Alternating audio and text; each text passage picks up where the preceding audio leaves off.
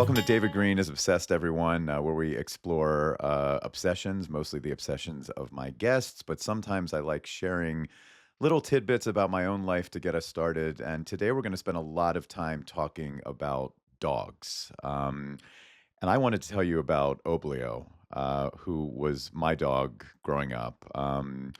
More than a dog, I considered her kind of like my sister. My actual sister lived with my father. My parents were divorced. So in the house at home, mostly it was just me, my mom, and Obi. And we could not have been more bonded. She was a long haired black lab, but also German Shepherd Collie mix. And she was more loyal to me than probably most people in my life. If I was hiking with my mom, she would be running up the trail and then back behind us on the trail to make sure there were no dangers. I think, she would stay up as late as I did. She slept in my room every night. If I was on the phone with a girl I liked, like too late past bedtime, I think Obi would roll her eyes, basically. She knew what was going on. She did not like thunderstorms. And so in the middle of the night, if there was thunder and lightning, she would be not just in my bed, but on top of me, literally shaking violently and drooling into my face. But you make sacrifices. Yeah, she was very traumatized and wanted protection, and I was glad to give it to her. And I think, when the night before we had to put her down because she was so ill and so aging, it was one of the hardest nights of my life. I just laid on the living room floor with her in my arms and couldn't believe that I had to say goodbye. So dogs really, really important to me, and that's why I'm so excited to talk today to someone who thinks more about dogs, writes more about dogs, and interacts more with dogs in his life than anyone in the world. It's the Dogist, Elias Weiss Friedman. He has a new book out, and we're going to talk about it when we come right back.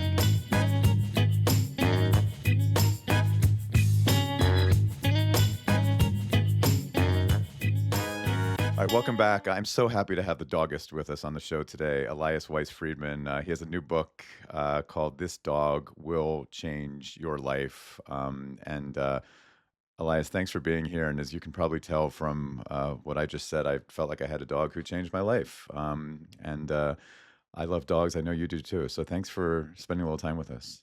Yeah, I'm honored to be here and I'm glad to be with another dog person. Yeah. Well, it's I think I teared up a little bit reading when you mentioned that you had a best friend in your life when you were growing up who happened to also be a black lab. hmm Can you tell me a little bit about her? Yeah, Ruby was Yeah. my first dog my parents got me when I was a kid. And, I was kind of a shy kid. And so having Ruby as a best friend was like a very important, she was a very important person in my life because she was always there for me to listen to me. Um, and I felt like I was myself around her the most. I also um, was good at dog voices and, like, voicing Ruby, like Uh-huh. canine ventriloquism is what I call it, Uh-huh.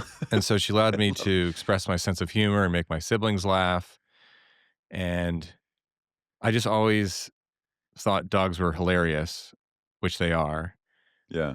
and, yeah, it's, like, hard to articulate really the importance of a dog growing up, but it ends up being this, like, origin story for me, Very because much. I've always had Has always had dogs, whether it was my, family's dogs, my grandmother's dog, Oreo, was probably the first dog I ever met, and then my dogs, Ruby, Matilda, um, and so I can't imagine what our household would feel like without a dog, and when I think about my life and how the Doggist came to be, Ruby was part of that story, and I write about this in my book, but one of the things that I never got closure about was that she passed while I was away at college. Mm. And so I was never there for her at the very end. Um, and so I guess there's a guilt I feel, and I I felt like a dog nostalgia when she left, and I needed to fill that void in my heart with something. And so when the opportunity came for me to start a project, I was like, "Well, I wanna hang out with dogs. I wanna meet dogs. I want, a dog again." And so, even if I couldn't have my own dog, I was able to meet other people's dogs and, create a project around them, and But I it all feel like goes back that's to what Ruby. I mean, it it all goes back really to Ruby, and and not being that's there for her in those moments, it's like that kind of is always in the back of your mind. and I feel like it's what she would have wanted me to do, and she's looking down from dog heaven being like, Very proud of "Nice." you. Yes. What are the voices? I mean, can do you what was the setting where you were being the ventriloquist of Ruby? Uh, I mean, like, with Matilda was our other chocolate lab, and she was, like, my brother and sister's dog, so, like, "Henry, what are you doing? Uh, I'm gonna bite you later, not now." This is Ruby's Um, voice that we're this was hearing. this was sort of like my standard default dog voice, Uh-huh. and, it was like that was Matilda's voice, it was probably Ruby's voice too, um, but I loved acting out, and, I kind of have a dry sense of humor myself, and being able to play a dog, you can become a different person in a way, you can play out a character, so now I have Elsa, a husky mix, not to fast forward, but it's the same type of thing, like, if we're having, chicken, for example, for dinner, it's like, "Yeah, mommy always give me big piece of chicken. Daddy never gives me piece of chicken because he's stingy with chicken." "Oh, no, it's chicken night. Chicken night." So, I mean, You gotta wonder what Ruby and Elsa think of your voices, like, if they're literally sitting there being like, "That is not my personality in any way, well, shape, or that's form," a, but question I hope that I'm glad I'll never get the answer to. yeah, right? There is studies that show that dogs like baby talk, that they can they can tell the difference between your normal speaking voice and your, like, doggy, like, "Oh, who you good girl," they like that apparently, They know and it you're makes communicating with sense. them. Yeah, Yeah, that it's, like, sweet and that higher pitched voice that they smile and they roll over and they know what it means. yeah. Well, you said you were kind of a shy kid. I think you wrote introvert. That was a word you Yes. used. Like, what exactly did the relationship with Ruby do to, I don't know, bring you out more and be more social? I think, um, beyond being a companion and someone to, like, cuddle with at night and to make, my siblings laugh because she was like my muse, taking her out for walks, meeting people around the neighborhood. Dogs are like this, force of socialization. You know, they will introduce themselves to whoever you meet and whoever Yeah. whichever dogs you meet, and then by proxy, you're meeting that person. So, Or it gets yeah, pretty awkward if you're just gonna stand there silently as the as the 2 yeah, no, dogs you are you got to chatting. interact. Yeah. I've been saying recently that before you get a dog, you know your neighbor, and after you get a dog, you know your neighborhood. Like I love that. there's just this like osmosis of like social interaction, and the dogs, they don't have this self conscious instinct of like, oh, I wonder if they'll like me, or um, I better not say hi because what it's awkward. They just charge in and sniff butts, Right. and then you're just kind of like, hey, what's up? Oh, what's going? It's just that's just what Well, my happens. dog is sniffing your dog's butt right now, so Yeah, I guess we should say hi. yeah, and then you get What's to know the up? dog's name, and then who knows what could happen? Maybe nothing much, but sometimes you end up meeting, potential future friends or even significant others, or it's just sort of, and we're losing that nowadays, right? Where we're all Yeah. doing things remotely, we're behind our phones, we date online, we order things online, we get food delivered. And so the things that force us to get, to tether us to the real world are more important. So dogs have a key role in today's society, I think, more than they Yeah. have in the past. No, and I think that's why, I think reading your book, it felt so much like this is the time for your book in that perspective because we're all so desperate to be drawn back into human interaction. Yeah. And E yeah, and dogs can do something for us in yeah, that way. even, like, eye contact, like, we're having a Zoom, right? It's like, I don't know exactly where to look. To look at the camera? To look at myself? To look at you? So it counts for something, but nowadays, I feel like the new generation, they don't, like, know how to eye contact during a Yeah. conversation. They're, like, aversive with their eyes, and so the average person, they get to order their coffee from the barista and they, "Hey, hey, great, good to see you, blah, blah, blah." But your dog is one of the most generous, beings with their eye contact, right? They'll sit there and stare you in the eye into your soul, and Right. that's Right.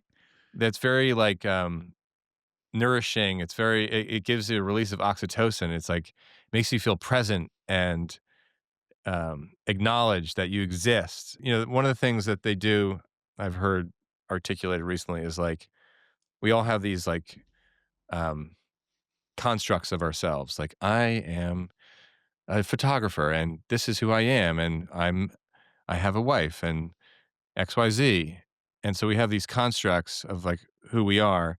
And then the dog comes up to you and says, "You're here right now. You and me are in the room. You're, like, regardless of what you think of yourself, you're right here." Hmm. And so it snaps you out of this, like, overthinking, this self-judgment, this what's this complex version of myself? Like, I'm just present with my dog right here on the couch and we are happy together. And there's nothing like that. I mean, there's just a beautiful simplicity to the Yes. relationship. At a time when we need that the most, I feel like. Yeah. You mentioned your grandma's dog Oreo.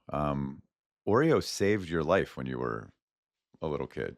Can you Yeah. tell us what happened? Well, this is a story. My grandmother, passed away this year. I'm sorry. So That is no, never an no, easy thing. it's okay. She had a great life. But it was a story that she always was embarrassed by because she, basically, my parents, when I was a baby, left me with my grandmother, while they were going to look for a house, and so she was babysitting me. And the story goes that she went inside to grab a jacket for 5 minutes, left me outside with Oreo, and when she came back outside, I was gone. And how old were you? You were how old at this I point? must have been, I don't know, 2? Oh, okay. I Not don't the best idea to leave you alone. I mean, even as responsible Yeah, as Oreo I might have maybe been, but give or take. I don't know exactly how old I was. I should ask my mom, she would know. But, I wandered off, and so they called the fire department, they called the police, everyone thought the worst, and within, 20 or 30 minutes, a, landscaper spotted me and Oreo walking along a busy street and about to cross into an even more busy street, and saw that Oreo was, like, keeping me out of the road. mm, And so who knows whether it was, I was following Oreo or Oreo was following me, but could have gone could have gone any other way.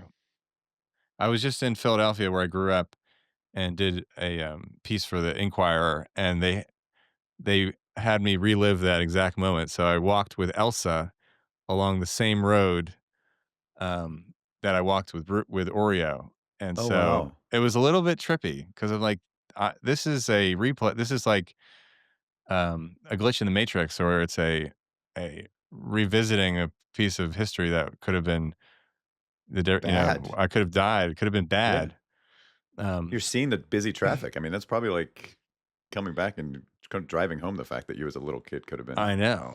Well, it's like, part of me is like, do I even remember this, or is it a manufactured memory because I've heard the story so many times? Mm, But yeah. yeah, Oreo, um, was there and perhaps saved my life. Probably did. So I know your dad was into photography, right? So Hmm. this sort of combination of loving and appreciating dogs and being interested in photography was all sort of beginning to brew when you were a kid. Yes. My dad was, he was like a photographer for his college newspaper. He was at Yale, and so he would photograph, he'd shoot film and then spend all his time in the darkroom.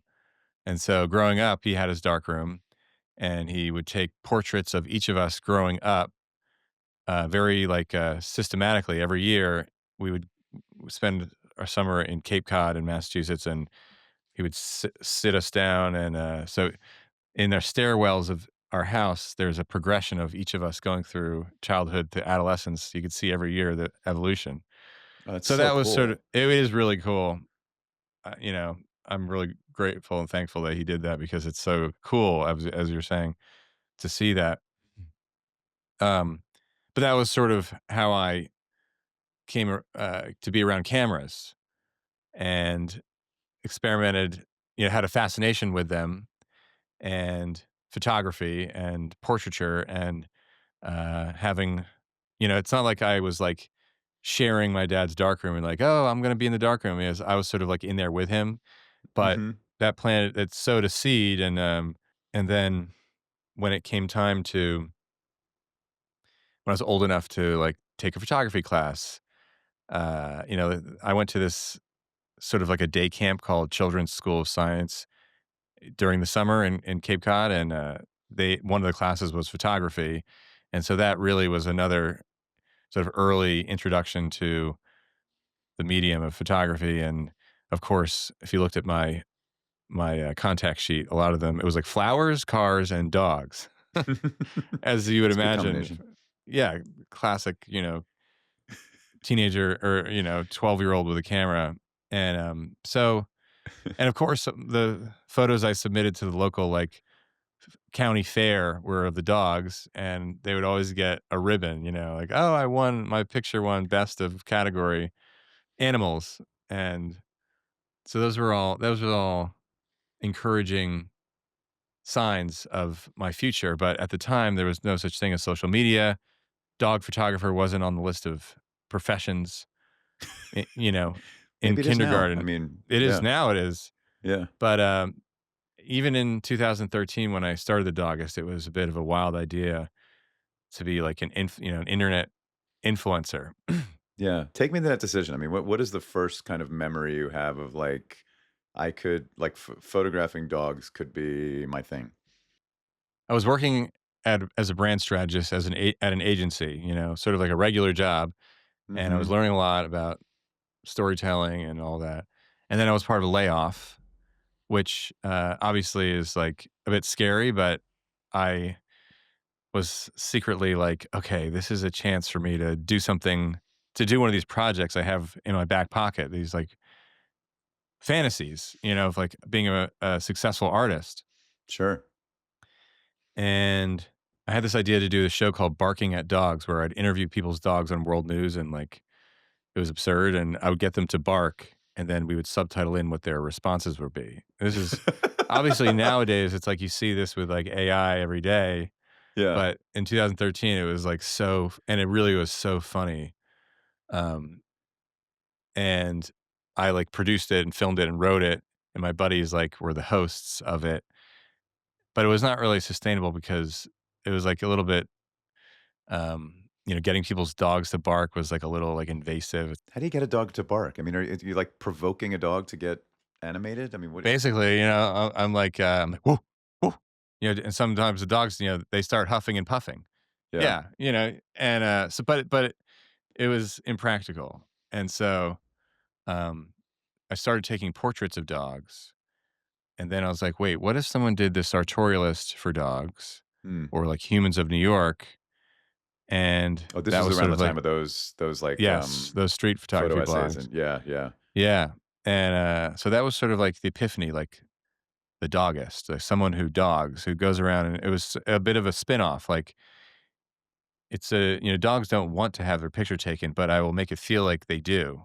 Hmm. We're, like, anthropomorphizing them, like, getting them to look right at the camera and as if they are posing for a portrait that they know is happening, which is not the Right. case. You But literally have to pl get them to you have to do something to get them to look for like 2 seconds, right, to snap that photo at that exact yes, moment? I have a whole host of tricks and to get them to look, and that's one of the things that was sort of like what set me apart was that everyone takes pictures of dogs. Most pictures are of dogs, but they're always like looking off a little bit. They looks, Yeah. they're just a picture of a dog. Whereas I was taking portraits where it felt like the dog was looking at you. And we're come back to this notion of eye contact, right? Right. Where, if you're having What's a one of the tricks? What's the like, how do you well, the obvious tricks are treats. I come prepared with a pocket full of treats. you like, hold a But, treat up and yeah, and move it around and bring it right towards the lens, and they look at it. Uh, or I have a squeaky ball, perfect. that will work, and then I also make a lot of weird noises, and so Like they, so there's, like, the whimpering puppy, like, okay. That's making me um look. I mean, I'm, I know, like, I'm right? It works snapping to for, attention here. people too. Yeah, It it works for does. kids and people. There's, like, this sort of groan, which I call, like, the goat, which is a Oh. and, I mean, it gets the head tilts, like, "What is that?" Yeah, what the hell is this guy This doing? curiosity, and then there's the Oh, yeah, that one gets me. so those are, like, 3 of the most common common ones I use. Sometimes if none of those work, I have to, like, dig deep and do some weird combination of the 3. Um, you know, if I'm spending if I'm photographing one dog for 10, 15 minutes, sometimes the first noise doesn't work anymore. They've like grown used to it. So then you have to come up with a new noise. And I take a lot of bad dog pictures too. Not that there is a bad picture of a dog, but ones where the dogs are not looking or it's out of focus or blah, blah, blah. And I'm looking for that sort of moment of direct attention and they're looking right into your soul. And Mhm. those are the pictures that I share. And why is that important to you and the photography that you are interested in and obsessed with? It is that feeling of connectedness, right? And Mhm. that thing that we one of the things we admire most about our dogs, as we were talking about earlier, is that eye contact, how generous they are with it, how it makes us feel so present, not just, in the room, but also as a person and as a being, right?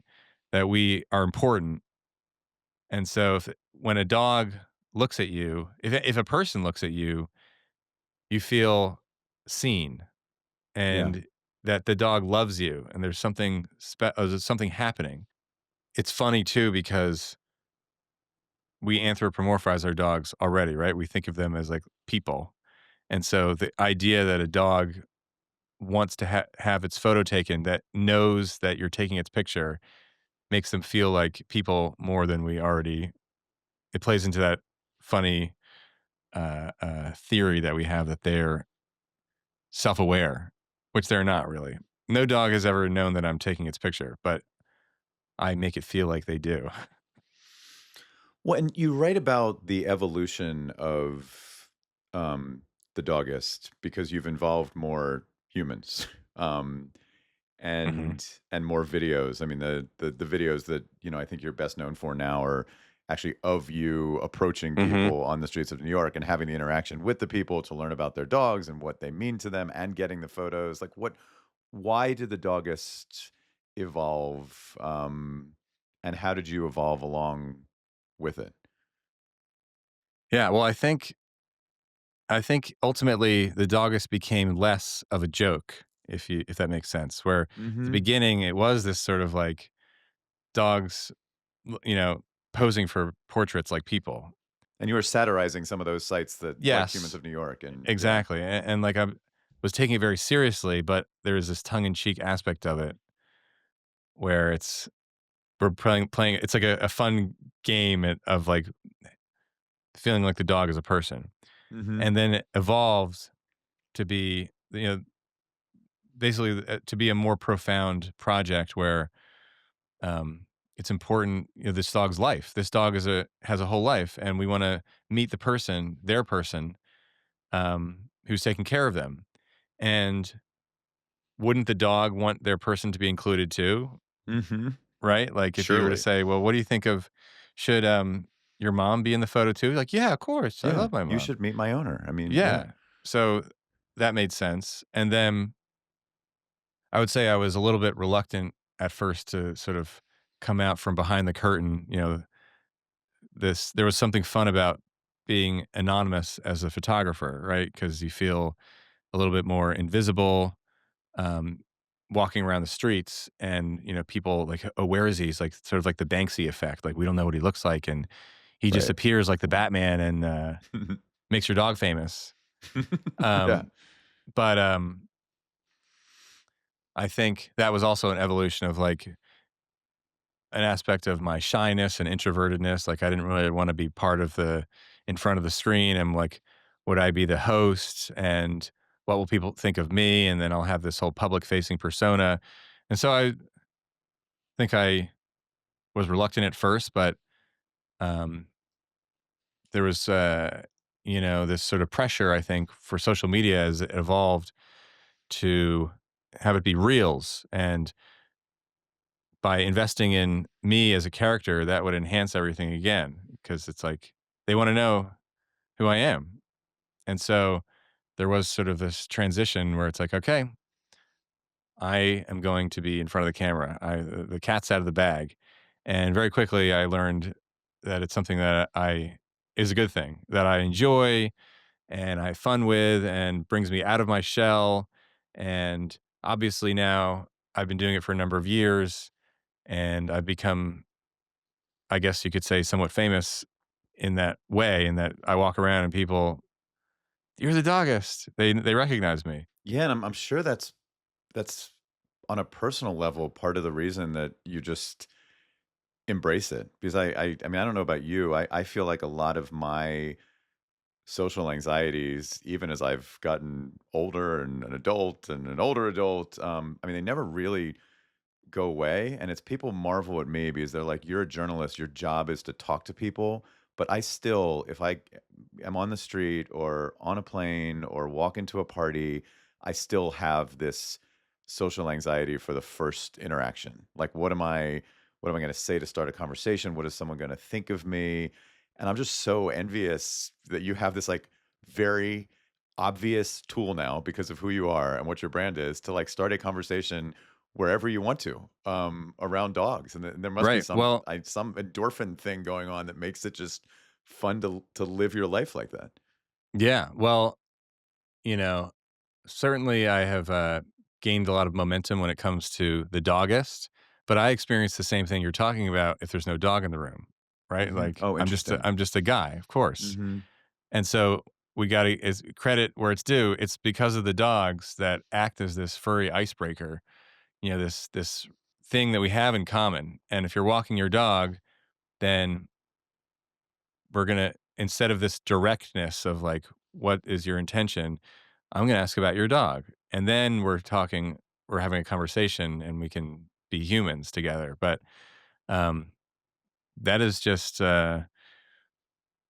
human nature. We have this thought in our head of, well, what if I fail, right? What if they think there's something wrong with me or like I'm being aggressive or they reject me and my ego wouldn't like that. But dogs don't really have, I mean, obviously some dogs are timid and they are scared, but generally they're not thinking, they don't have that thought that we have of like, what if this doesn't go well? They just, Right. they run to the dog park and say, hi, hi, hi, hi, hi. And that's And it. they don't No, care. it's just Yeah. you're newly married, right? Yes. We Con got married in March. Yes, of this year. Congratulations. Thank you. I loved reading about your nightly ritual where you walk your dog and then come back and, sort of settle in for the night with your Oh my dog God. and your Yeah. wife. Yes. I'd love you to share that with everybody because it's really lovely. Yeah. Well, um, every night, I give her her last walk and I come back and, we have to deliver the poopy pee pee report. Mhm. How also, did you hear what happened?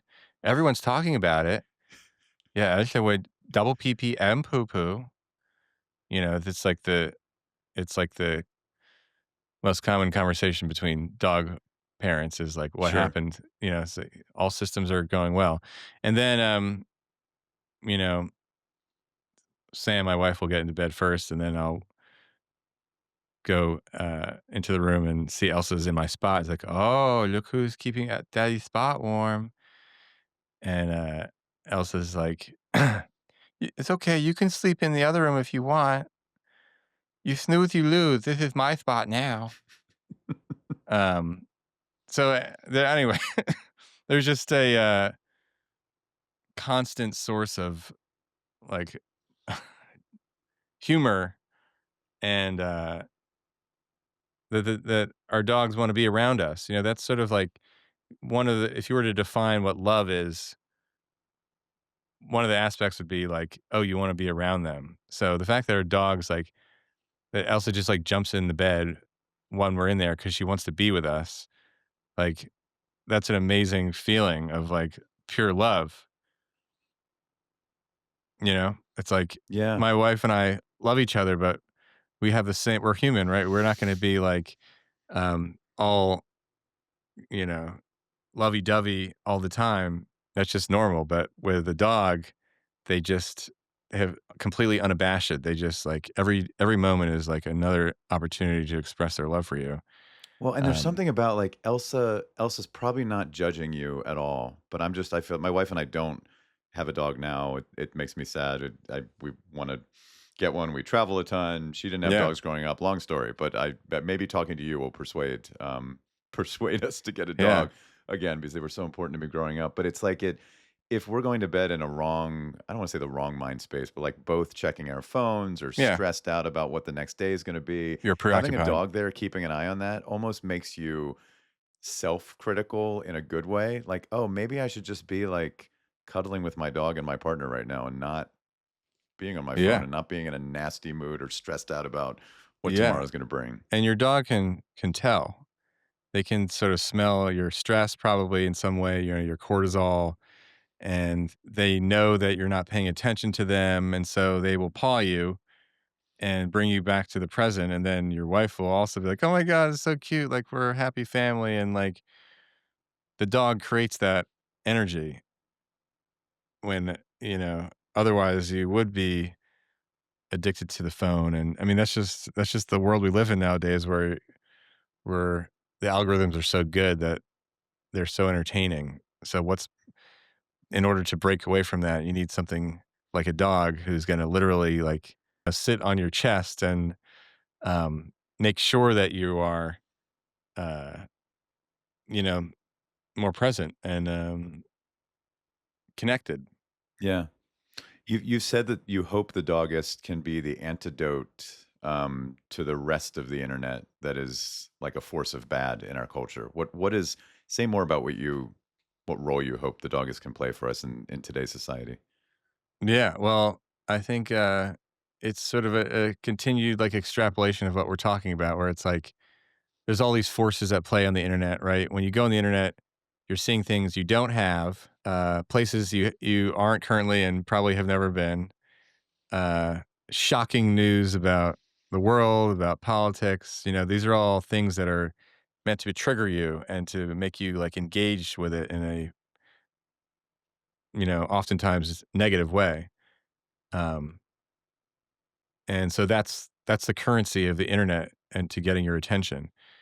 And dogs are can do the same thing, but it's not, um, bad for you, I think. Like, it's a source of joy, it's a source of light, it's a source of connectivity. Dogs are one of the few things that we all agree upon these days, right? If you're a dog person, you automatically like them more. Whereas if they're not, you're like, "Oh, like, what are we gonna talk about?" Like, I don't know. Um, so of all the things that you see on the internet, in my mind, dog content is one of the things that is, like, not just neutral, but positive, I think, and I hope. A source, that's making you actually feel better about your life instead of worse. So I'm fighting the good fight. I want to be, I want to have a positive impact on the world. I want to be a source of light, and dogs are my subjects to help do that. And the Dogist is my project to help do that. My last dog related question before we get on to a few other things. You did clear up in your book, which I very much appreciated, this question of do people's dogs resemble them? I think you use the term doppelganger. Yes. You have definitive proof that when you see someone on the street and you're thinking to yourself, "Oh my god, their dog looks exactly like a dog version of this person." Yeah. There is proof that this is actually happening, right? Yeah, I mean, when you see it, it's amazing, right? Like, It's clearly there's like amazing. a You almost laugh out loud. I'm yeah, trying that not to, there's like obviously. a, visual juxtaposition, like, clearly this person is going for this, this look or Right. an aesthetic, and, that happens, uh, but not every day, most people I meet are out for a casual walk, and sometimes they're coordinated. I think oftentimes people will have a dog, and then they will dress more like their dog, like, Sam will come out wearing all white, and Elsa is, like, all white, so, like, "Oh, oh, this is awkward, we're matching." Right. Um, "Uh-oh, you know, I guess I shouldn't wear my fur coat, but that's my only option, so." Right. It's like, Um, yeah. uh, but I think, we become more like our dogs, even if it doesn't start that way. People will, um obviously, a lot of people have, like, a vision in their mind of, like, "Oh, well, this is my style, so I'm gonna get a dog that sort of fits in with that." And so it seems more clear and obvious, like you see a person who's very posh walking a poodle with a haircut, like, of course, that's like a funny thing, or it's like Perfectly groomed, yeah. you're right. Um, but people who, you know, rescue a dog that's a one of a kind mutt, and then they end up feeling, dressing more eccentrically or to match them in some way, that's can be striking too. I think it just you see when you know it when you see it. Yeah, and we see it. Yeah. We're gonna take a quick break. I'm with the Dogist, and we're gonna come right back and talk about, a few other types of obsessions. We're back with, some more David Green is Obsessed. I'm with Elias Weiss Friedman, who's author of This Dog Will Change Your Life. He is better known as the Dogist on social media. Elias, I wonder for people who are not dog people, but are interested in a lot of the benefits that you've talked about, being able to feel less lonely, being able to rediscover human connection, being brought out from kind of a shy, introverted place. Is there another obsession that comes to mind that you think has the same kind of characteristics and qualities of a dog obsession? Or is it truly one of a kind? Well, I think, there are other things that bring people together in a positive way, like music, like sports, even if it's like we're pretending to hate each other, it's like all good fun Yeah, with when it comes to sports. Uh, so, those create a source of connection and pride. And, when you listen to music, you feel better, right? It's like cathartic and it's an experience. totally. Um, but, music it can feel like it's alive. And I love sports. I'm a huge tennis fan because it's very real, right? It's just like it is a game, but it's like very objective. It's very based in reality and like what happened. Um, so those are, I guess, are two examples. Obviously, spending time with your family and friends, those are moments that create a source of connection and being present.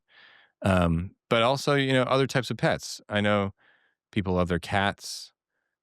Um, Other types of pets. I remember just this last weekend, there was the blessing of the animals at St. John the Divine Church in the city, and I think it happens, around the world for whatever sect of Christianity. I forget exactly, but um, I went last year with Elsa, and it's like this beautiful ceremony in this gorgeous church in New York, and they bless all the animals. And so there's camels that walk through, there's cattle, there's goats, pigs. They actually have a thing of like oysters, like every type, sort of like Oysters. yes, Wow. it's like a Noah's Ark of, it's like a whole manger, and, people Prepare to be bring blessed.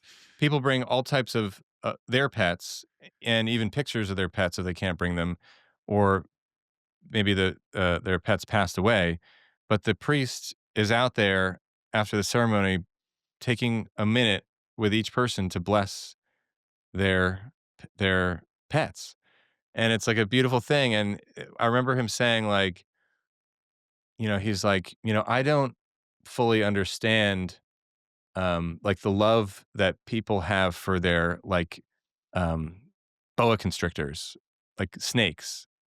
Like, he personally doesn't identify with snakes, but he's in awe of the love that people have for their snake. Mhm. It's like a beautiful thing. And so, um, whatever animal it is that you choose to have a connection with, whether obviously dogs are one of the most popular ones, but whether it's your cat, your guinea pig, your rabbit, your boa constrictor, your parrot, like that, those are all aspects of the same type of relationship of like being more connected with our animal selves because we are animals, even though we think we're not. We're basically like one step away from chimpanzees, and you know, I was recently inspired because I had the honor of meeting Jane Goodall before she passed, literally like Oh, 3 weeks ago. Like I was one of the last. She passed a week after I met her. that's incredible you had that chance. Wow. It was What a very loss. fortuitous. Yes.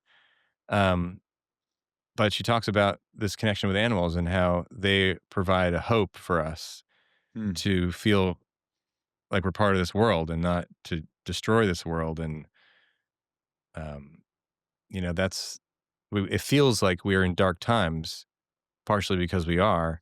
And animals are one of the ways that we can try and get out of that and to have a better future. This connection with Earth and with the beings around us, and to not be as antagonistic towards one another. I could not agree more. Um, Let me finish with just I'm wondering if you will give us a reveal. You're known for your dog obsession as the Dogist. What is another obsession that you've only told your wife and dog about until this very moment? Um, well, I already mentioned tennis. Yeah. I like other like classic guy obsessions like cars. I love sports cars. I used to have a sports car. Um, I want one in the future. I just like I like the feeling. It's not a living thing, but feeling connected to like with a manual transmission, stick. Feeling like you're engaging with a machine that almost is alive. And so analog things. I feel like dogs are an analog thing. They like Mm, are a part of the world, and like you feel a connection with your pets. And so I feel like sports cars make me feel alive when I'm driving them. It's not just like you're pressing a button. It's not A to B. It's like you're engaging your body and the wind in your hair and the smell and the sounds. And I would say that's an obsession that I never talk about. the manual transmission thing, it is so real, and the number of people who don't who aren't even open to appreciating that, they, like, think it's crazy and, like, it's more work. I mean, I love driving a stick shift, and you nailed it. It's like that relationship with the machine, Yeah, and I feel it's a bad for people who dance. won't give it a try. Yeah, no, it Well, is an it's absolute there's dance. there's a huge barrier to entry because it's like, well, I can drive a car, but Yes. I can't drive this car, and it's going to take a lot of frustration and time and smelling of the clutch before I Yes, figure it out, and and I feel pain. dangerous, so I'm just not going to do it. And no, and all these cars are disappearing anyway, so what's the point? Right. Well, there is still a point. It's just more niche every day, Yep. Here's to driving stick. Yeah. Um, well, Elias, thank you. Elias Weiss Friedman, you know him as the Dogist. Check out his new book. It's called This Dog Will Change Your Life. It's really lovely. And Elias, thanks for chatting. Thank you for having me. It's been really fun.